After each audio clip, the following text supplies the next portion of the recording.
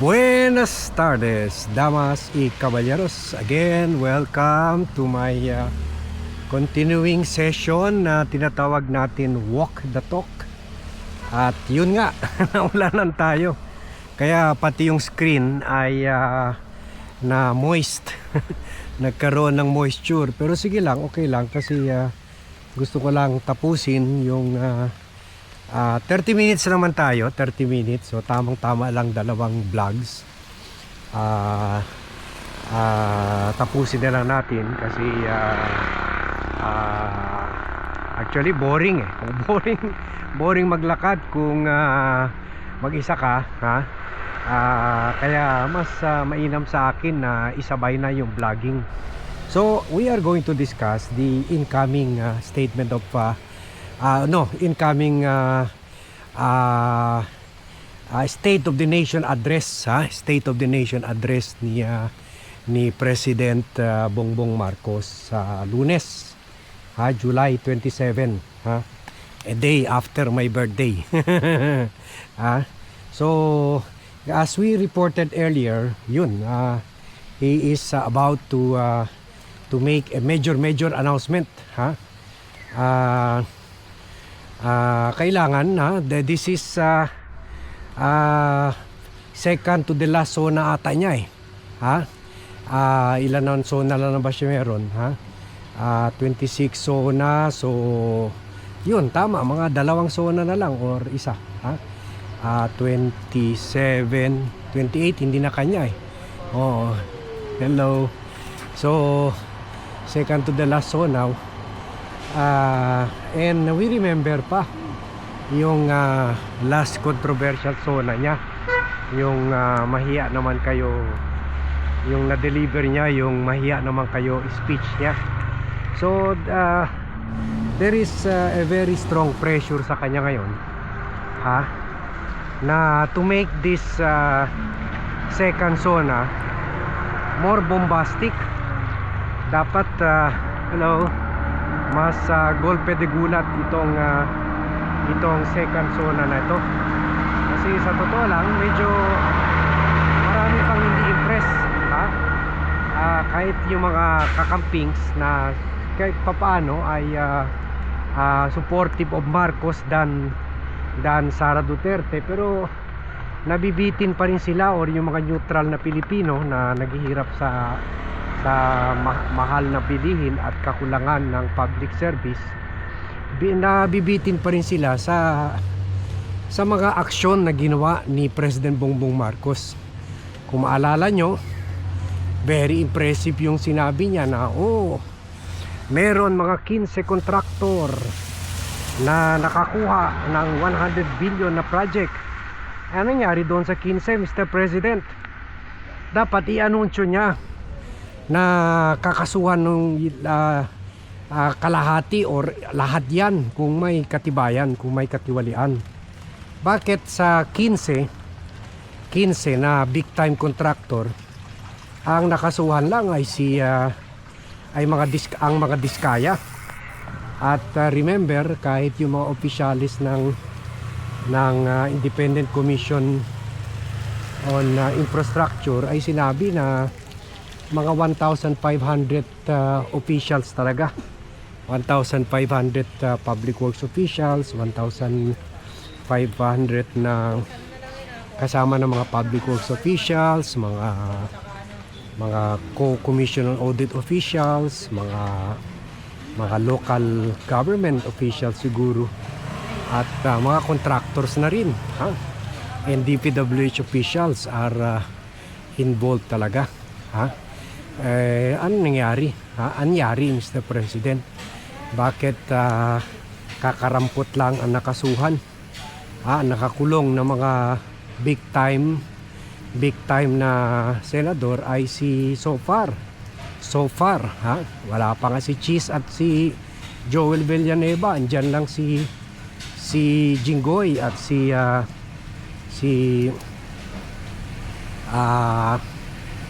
Bong Revilla na ex-senator na. So kumbaga, kung incumbent senator yan ay si Kwan lang talaga, ay si baliktarin natin, mukhang maganda ang view kaysa sa akin. At yung isang screen medyo medyo hindi maliwanag, hindi masyado na na moist, ha. So yun, ha. So kumbaga kulang talaga, 'di ba, sa na yung sa leak na impormasyon noon ng DBM, Department of Budget and Management. Sinabi 142.7 billion ang nakuhang insertions ni Chis Escudero. Hindi naman yung dininay ni Chis Escudero. Bakit, ha? Bakit ang out of that si Jinggoy lang nakasuhan, nakakulong, and si Bong Revilla? Paano na yung yung iba na tumanggap rin? Ngayon lumalabas si Alan Peter Cayetano, nakatanggap ng 7.6 billion.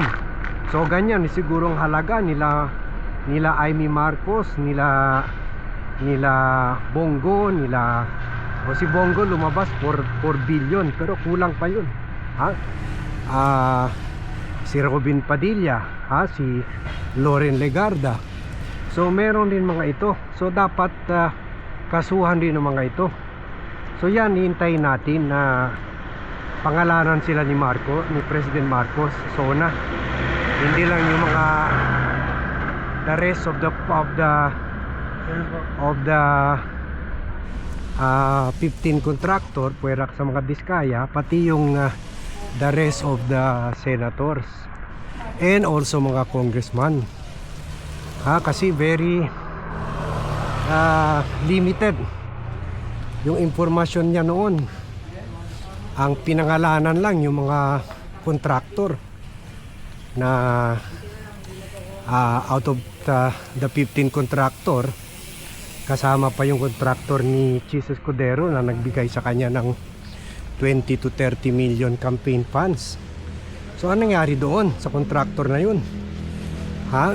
So a lot of mystery remains. Kaya the president should do well to explain to us. Otherwise, ma-reinforce talaga yung suspicions natin. At kahit hindi pa man ito sabihin ng mga DDS, kahit hindi pa naman nila ito i-drumbeat or hingan, pero tayo mga neutral na Pilipino, alam natin kulang. Kasi nawalan sa atin 2 trillion. Pagkatapos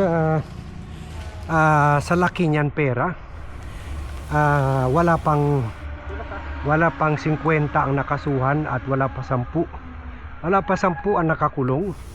Pambihira naman.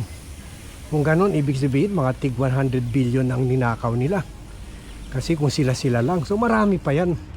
Tama talaga yung sinabi ng ICI officials na 1,500 talaga ang dapat kasuhan. So dapat i-anunsyo na ni Presidente sino mga ito, kasama na yung mga contractor, ha, para to dispel. Kaya nga hindi tumataas yung survey rating niya, kasi nakikita ng tao, hello, ngayon para nakakalakat. Nakikita ng tao na okay, ikaw nga nag-expose yung katiwalian na yan, pero ginawa mo pala yun para lang pangunahan yung kalaban, para sabihin, ako nag-expose yan, pero yung pala yung mga kaalyado mo, ha, tulad ngayon, syempre kaalyado na niya si Chis, kaalyado na niya si Joel, safe na si Chis at Joel. O sabihin natin, okay, pagbigyan na lang natin, sige, kailangan pa natin yan, may pakinabang pa yan sa impeachment, ha, ni Sara Duterte. Si Chis nag-e-effort na maging neutral na presiding officer. Si Joel naman, nakita mo na nag-effort rin mag-speech in support of the prosecution or side ng prosecution. Pero how about the rest? How about Bongo? How about Loren Legarda? How about Amy Marcos? How about kahit sa majority rin, kung may katiwalian si Lito Lapid, investigahan rin, di ba? So yan ang dapat gawin ni Presidente. He is approaching the last of his among second to the last zona niya, kasi ang last ata niya 2027, ha? Ang next zona ata yung next president na sa 2028. So he should parang seek vindication sa mga sinasabi na yung first zona niya or yung unang zona niya na mahiya naman kayo zona was intended just to protect his allies, ha? Kumbaga kung siya una nag-expose, pwede niya i-dikta, pwede niya impluwensyahan yung investigasyon na mga DDS senators, DDS congressmen, DDS contractor lang ang matatamaan.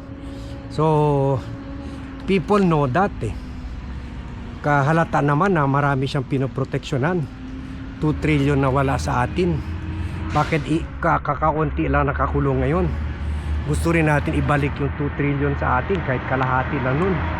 Yung mga 1,000 siguro nakakulong at lahat yung magsauli ng 1 billion, kahit paano malaking tulong na yun sa taong bayan, diba? So we want to know sino pa ba itong mga ibang personalidad, and the president should name them already. Yan lang, ha? Otherwise hindi talaga tataas yung popularity rating niya, ha? Marami sinasabi, hindi naman siya tatakbo sa 2028. Hindi na niya kailangan ng mataas na popularity rating. Alam niyo, ang problema sa unpopular na presidente, nagkakaideya yung militar at pulis na iwanan siya. Kasi yan nangyari sa tatay niya, kay former President Ferdinand Marcos. Yan nangyari kay naging very popular nung na-elect siya, naging very unpopular dahil sa mga katiwalian na si former President Joseph Estrada, ha? So andyan yung lesson Kaya very important, kahit hindi man siya tatakbo sa 2028, gawin niya lahat para itaas yung rating niya, para ipakita niya sa militar at pulis, sa akin pa rin ang suporta ng tao. Ako pa rin ang sinusuporta ng tao. The people love me. The people want me to stay in power. The people want me to finish my term. Yan ang dapat niya ilagay sa ulo ng mga militar. Na ngayon, syempre, sabihin natin, mahirap ang buhay. Mahirap ang buhay. Sabihin nyo na loyal sila sa Constitution at kay Marcos, pero kung naghihirap yung pamilya nila, hindi na hospital, yung mga may sakit sa kanila, yung mga matanda nila, hindi nila natutulungan o nabibigyan ng pera pang medisina or napapa-hospital. Magkakaroon yan ng idea na sige, mag-withdraw support na lang tayo kay Presidente. Wala na rin mangyari dito sa gobyerno na ito. Subukan naman natin yung bagong gobyerno. Subukan natin yung sinasabi nilang may malasakit na gobyerno. yung malasakit daw puno, malasakit daw puno ni Vice President Sara Duterte, so yung mga ganon, kaya importante talaga na mag-effort si Presidente by really doing an honest to goodness campaign against graft and corruption. Di bale na kung matamaan yung mga kaalyado niya, but it has to be done for the survival of his government and the survival of the republic. Kumbaga, nabudol na tayo ni Presidente noong 2025. Sa mahiya naman kayo. At kakasuhan si Romualdez. Andun pa lang yun sa kwan ombudsman sa level pa lang yun ng ombudsman. Siyempre magpa-file pa yun sa Sandigan Bayan, para for PI pa lang yun, for preliminary investigation. Kumbaga mahaba pa ang proseso doon.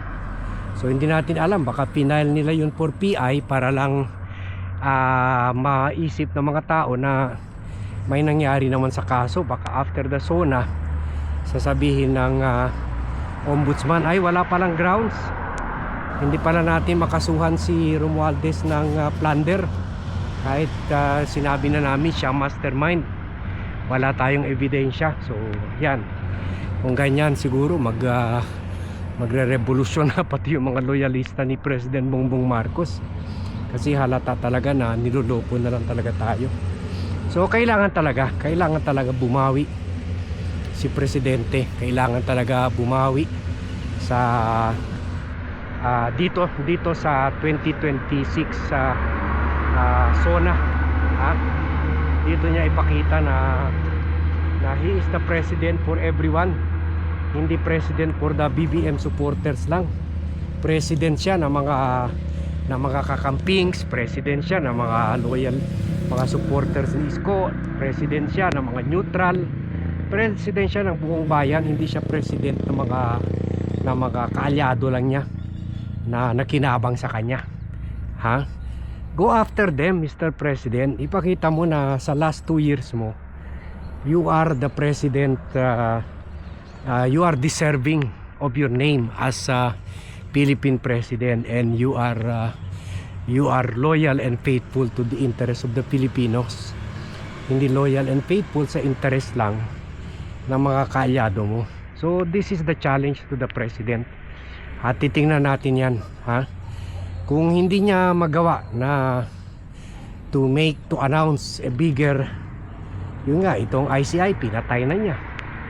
Sana umabot yan hanggang 5 to 20 years mula ng PCGG, na hanggang ngayon na